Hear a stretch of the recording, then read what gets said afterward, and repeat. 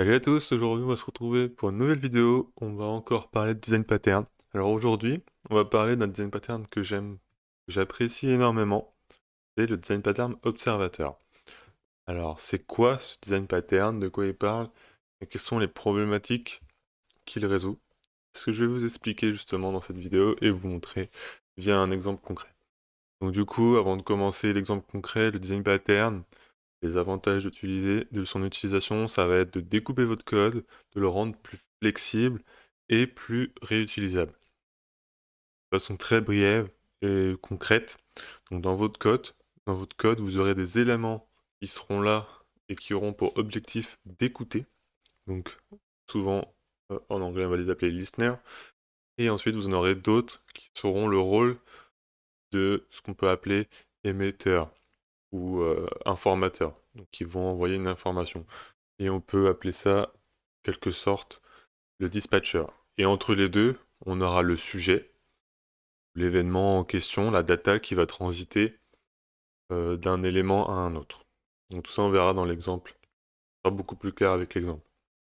Donc moi, pour vous expliquer un peu de mon exemple, et ce que je vais vous faire, c'est dans le cas d'un site web, en général, quand on s'inscrit, quand on vient de s'inscrire, on reçoit souvent un SMS. Bah moi, imaginons que dans mon exemple, j'aimerais envoyer un SMS et un email.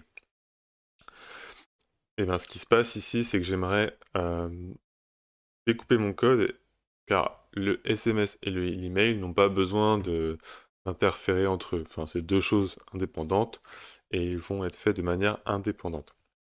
Donc ce que je vais faire ici, c'est créer deux listeners, un pour, du coup, pour le SMS et un pour l'email, et au final, tout ça va être déclenché donc, par le dispatcher, donc l'émetteur, qui lui viendra envoyer l'information donc, suite à l'inscription.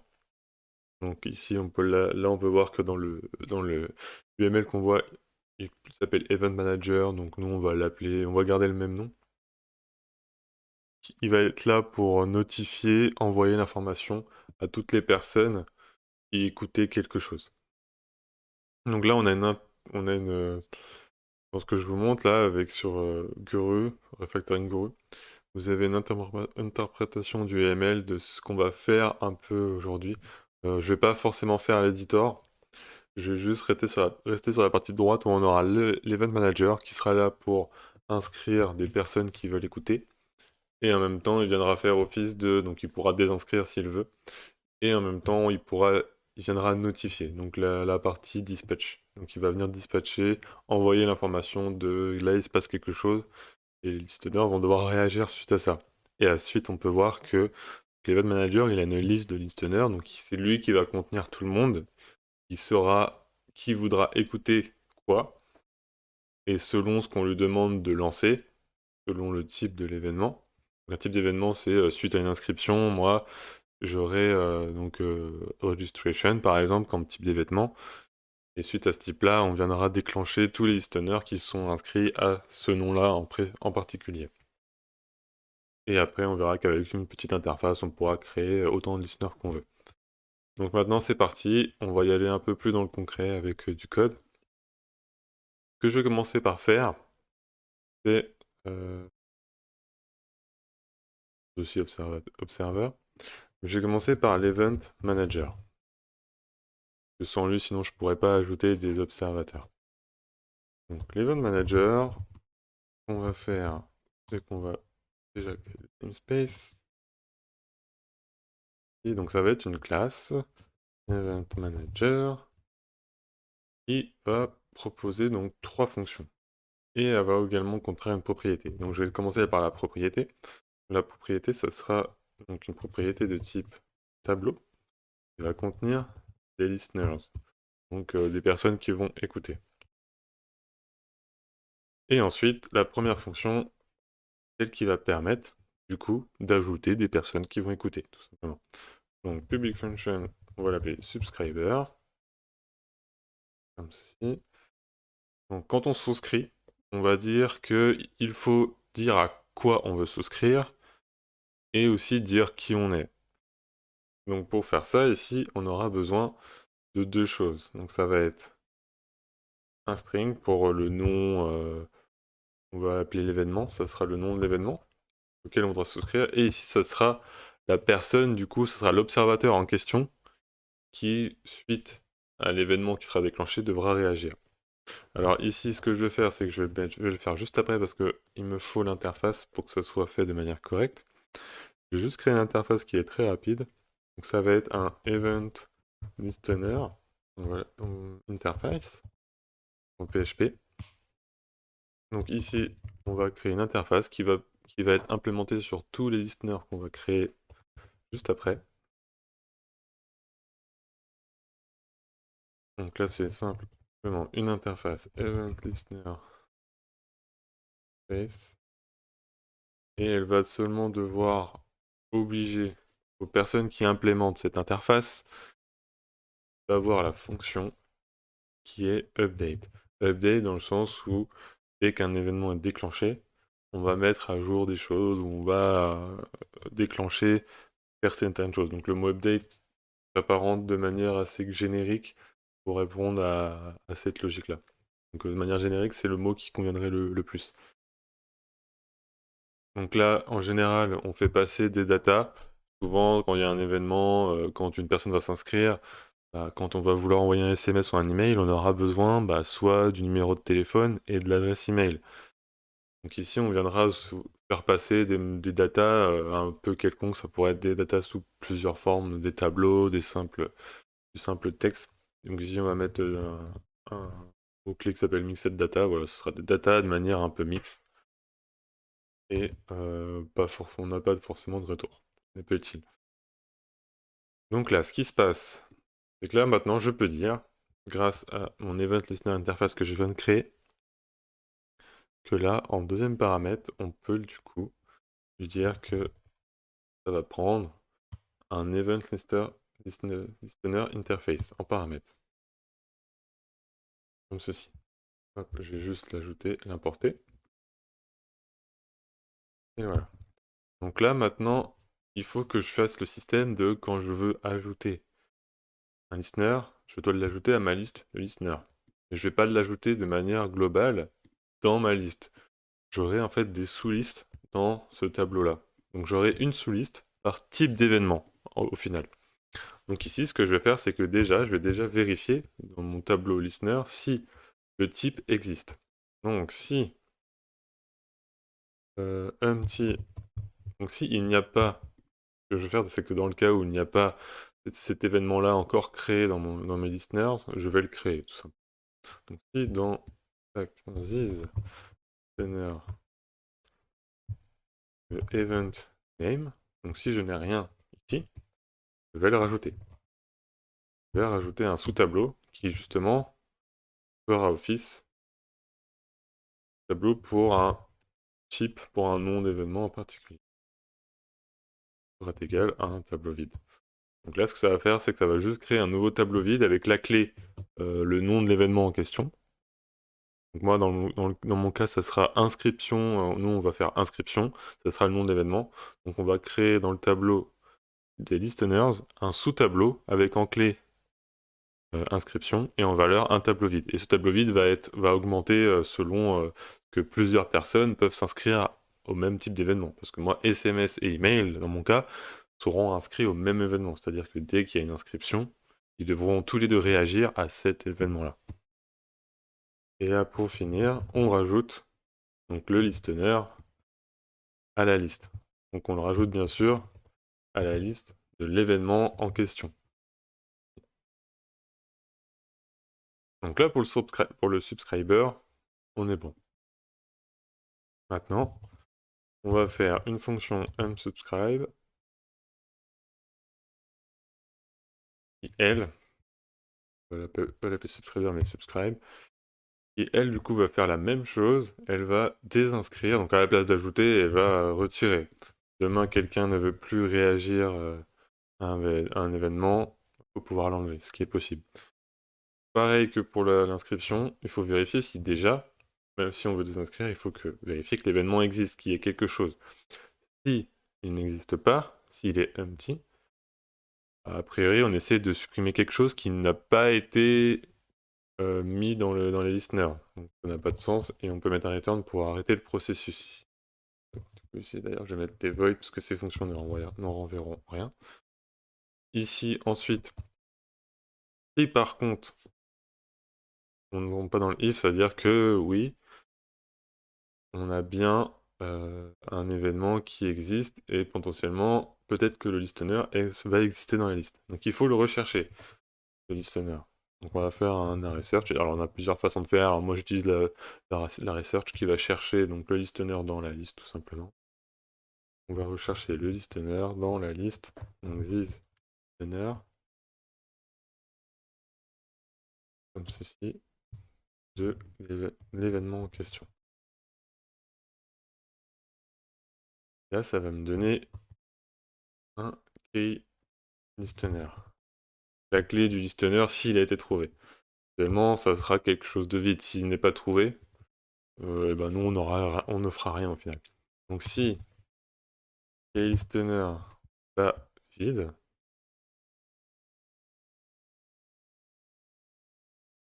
s'il n'est pas vide, si on a,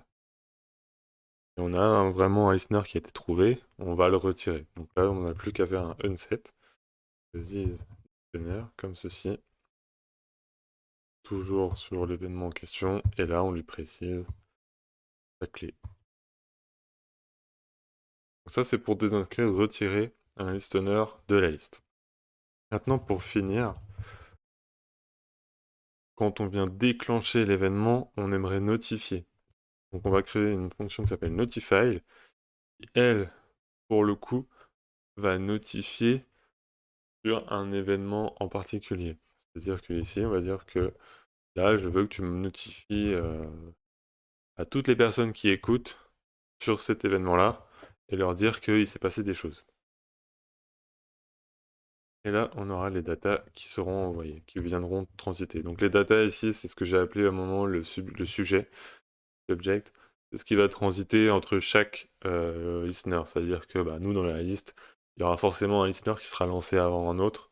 L'ordre n'a pas d'importance, mais que ce soit l'email ou le SMS listener qui soit lancé avant, si c'est le SMS listener qui sera lancé avant, il récupérera lui dans un premier temps les datas, il fera ce qu'il aura à faire, et ensuite, ces mêmes datas iront à l'email listener. Donc pour faire ça, déjà, il faut qu'on récupère notre liste. Donc il faut qu'il y ait une liste déjà sur ce type d'événement. Donc on va juste vérifier que si le listener pour l'événement en question que l'on souhaite est vide. Donc si elle est vide, bah on n'a rien à faire, il n'y a pas de listener dans la liste. On peut s'arrêter là déjà. Donc c'est soit la liste est vide, soit la liste n'existe pas, peu importe. Le MT gère les deux cas. Donc si elle n'existe pas ou qu'elle est vide, dans tous les cas, on n'a pas besoin d'aller plus loin, on n'aura personne à notifier. Donc maintenant, ce qu'on peut faire, c'est, vu qu'on sait qu'elle existe, si on n'est pas passé dans le MT, on va tout simplement pouvoir lancer le processus de notifier tout le monde et de leur dire de faire appel à leur méthode update de la fonction update qu'ils auront implémentée, parce que ce seront des implémentations, enfin les classes vont implémenter Event Listener Interface. Ça sera la condition de chaque observateur. Donc ici, je récupère ma liste de personnes qui écoutent, en lien avec l'événement, bien sûr, et je les parcours, donc avec un simple for each. Et là, après, j'ai juste à faire mon listener. Du coup, ici, je peux faire appel à la méthode update, parce que les listeners seront forcément des classes qui implémenteront celui-ci. Donc la fonction update existera. Donc je fais appel à la fonction update, et en paramètre, je lui fais passer la data, comme ceci. Parce que ici, comme j'ai dit, on doit passer une data en particulier. Ici, ça sera la data qu'on récupérera au moment où on va notifier. Donc quand on viendra, ce que j'ai dit, notifier, dispatcher, signaler que signaler qu'il s'est passé quelque chose, donc signaler que l'inscription vient d'être faite, la data viendra transiter ici, puis viendra transiter dans l'update des classes qui implémentent l'interface Event Listener Interface. Donc là, pour l'Event Manager, on est bon. Il ne reste plus qu'à créer nos deux écouteurs, deux listeners, qui sera SMS listener.php Donc le namespace, c'est toujours pareil. Observer. Donc là, ça sera une classe qui va s'appeler SMS listener, qui va implémenter, comme j'ai dit, mon interface. Et du coup, comme j'implémente cette interface, je dois répondre au contrat que l'interface me propose, c'est-à-dire que je dois obligatoirement proposer une fonction update. Cette fonction update, maintenant j'ai plus qu'à dire, là ici je vais mettre juste un var dump pour montrer que ça passe bien dedans, mais je peux ici faire tout ce que je veux, je pourrais vraiment envoyer un SMS si je le voulais. J'ai pas de système d'envoi d'SMS, je ne le ferai pas, et là c'est plus pour vous montrer que le code va bien passer dans cette update là dans la classe SMS listener. Donc là le var dump, c'est juste pour vous montrer un affichage dans le sens où il passera bien dedans. Donc on envoie SMS et là je peux afficher le numéro. On verra comment on fait. Mais normalement, le numéro va se trouver dans mon mixed data. Je le ferai transiter via cette variable-là et je le mettrai dans un tableau avec la clé phone, par exemple. Et maintenant, de manière très simple, pour le email listener, ça sera la même chose quasiment. Là, ce sera un email listener. On envoie un email. Et là, ce sera l'email. C'est tout, c'est fini. Donc là, on a nos deux listeners. Maintenant que tout est fait, on a créé toutes nos classes de base, on n'a plus qu'à mettre le système en place, donc configurer la mise en place de l'event manager et de dire qui souscrit à quoi et comment. Donc là, déjà, ce qu'on va faire, c'est créer notre event manager, donc new event manager, comme ceci. Une fois qu'on a créé notre event manager, il faut créer nos listeners, donc on aura email listener égale à new email listener, comme ceci. Et ensuite, on aura SMS listener égale new SMS listener. Maintenant, on n'a plus qu'à dire que l'email listener et le SMS listener vont s'inscrire. Donc tout ça, ils vont le dire auprès de l'email manager. Ils vont s'inscrire sur un événement en particulier. Donc moi, je vais l'appeler inscription, par exemple. Et en deuxième paramètre, alors. Donc l'event manager, il faut faire appel à la fonction subscribe. On va se subscribe sur l'événement qu'on va appeler inscription. Donc là, c'est un nom quelconque. Et du coup, là, c'est le listener email qui va s'inscrire à celui-ci. Et on va faire exactement la même chose pour les SMS. Donc le SMS listener va aussi s'inscrire sur l'événement inscription. Et on le fait de cette fonction-là. Donc ça, là, depuis le event manager, on peut faire autant de fois appel à la fonction subscribe qu'on veut. Il n'y a aucun souci. Et après, une fois, on n'a plus qu'à dire donc à l'event manager de notifier que l'inscription s'est bien faite. Donc là, on va imaginer qu'une inscription a été faite et que là, on va notifier à tout le monde, toutes les personnes qui écoutent, que l'inscription a été faite et que vous pouvez faire ce que vous avez à faire, voilà, pour dire les choses. Donc ici, le notify, il prend le nom de l'événement, donc on doit notifier qui pour quel événement. Donc là, c'est l'inscription qui a été faite. On pourrait avoir plusieurs types d'inscriptions, ça pourrait être suite à une connexion, et si des personnes écoutent et on doit faire telle ou telle chose suite à une connexion, on pourrait faire des choses différentes. Et tout ça serait géré via l'Event Manager. On pourrait avoir plusieurs types d'événements. Donc là, je vais en faire juste un pour l'exemple. Donc suite à une inscription, on va tout simplement vouloir passer, donc on va lui passer les datas, donc j'ai besoin d'un email. On va l'appeler fake.email, comme ceci. Et on va aussi avoir besoin du téléphone. Donc là, il faut imaginer que ces datas, je les récupère suite à un formulaire, enfin voilà. Mais là, c'est plus pour l'exemple. Comme ceci. Là, ce qui va se passer, c'est que le Event Manager va faire appel à sa méthode Notify, qui, elle, va aller chercher toutes les personnes qui sont inscrites sur l'événement en question et faire appel à la fonction Update avec les datas qu'on a passées au final juste ici. Donc là, on va regarder ce qui se passe déjà d'un point de vue affichage. Et là, on peut voir que il est passé dans mes deux listeners. Donc il arrive bien à récupérer l'email et il dit que on envoie un email, on envoie un SMS, etc. Donc pour réexpliquer un peu tout ça, ce qui se passe, c'est que dans le manager, c'est lui le point de départ. Quand on va faire appel à la méthode notifile, ici, on va lui dire, bon bah, va notifier l'événement inscription, dire que quelqu'un vient de s'inscrire, et c'est les datas de la personne qui vient de s'inscrire correspondent à ça, donc à ce tableau-là. Ce tableau-là, il va transiter, donc tout ça va transiter ici, on aura le nom d'événement ici, la data ici. Donc là, la première chose à faire, c'est qu'on récupère tous les listonners qui se sont inscrits sur le nom, sur le mot inscription en particulier. Donc nous, on en a 2 ici. Donc ça, c'est à ce moment-là que c'est fait, c'est dans le for each. Là, le empty, encore une fois, c'est juste au cas où on n'a rien. Enfin, si on est sur un événement où personne n'écoute, on ne fera rien. C'est pas utile d'aller plus loin. Et du coup, ici, le for each, il va récupérer tous les listeners. Les listeners vont être parcourus un à un, et on va faire appel à la fonction update de chaque listener. Dans un premier temps, on va faire appel à cette fonction-là. Donc là, les datas ici qu'on retrouve au final, le mixed data ici, c'est le même que ici. Ça va juste transiter un listener à un autre. Et c'est comme ça qu'on en arrive à ce résultat. Donc voilà, l'intérêt de tout ça, c'est que ça nous permet vraiment d'avoir du code découpé proprement, d'éviter d'avoir un fichier qui va gérer en même temps l'envoi de l'email et l'envoi de l'SMS. Chacun va être plus ou moins indépendant et n'aura aucun lien avec... déjà, SMS et email seront complètement indépendants. Ils auront juste un point d'entrée des datas qui leur permettront enfin, ils pourront piocher dedans, tout simplement, et prendre ce qui les intéresse pour faire ce qu'ils ont à faire.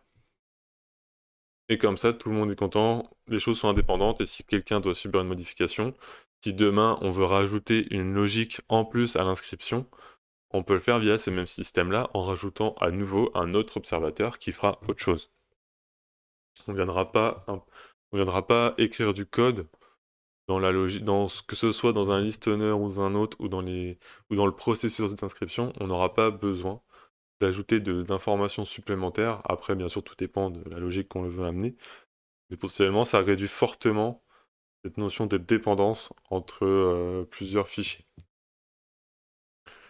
Donc voilà, ça c'est un design pattern que j'aime beaucoup. Ce que je vous propose, c'est dans des prochaines vidéos, je viendrai vous montrer l'utilisation de ce design pattern au niveau d'un framework, donc principalement le framework Symfony, et on verra comment il l'utilise, on verra comment l'utiliser, et voilà, ça reviendra à peu près au même de ce qu'on a vu ici, mais c'est fait de manière encore un petit peu plus poussée et un peu plus propre.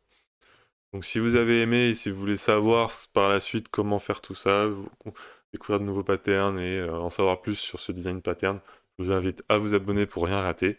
Et sur ce, je vous dis ciao!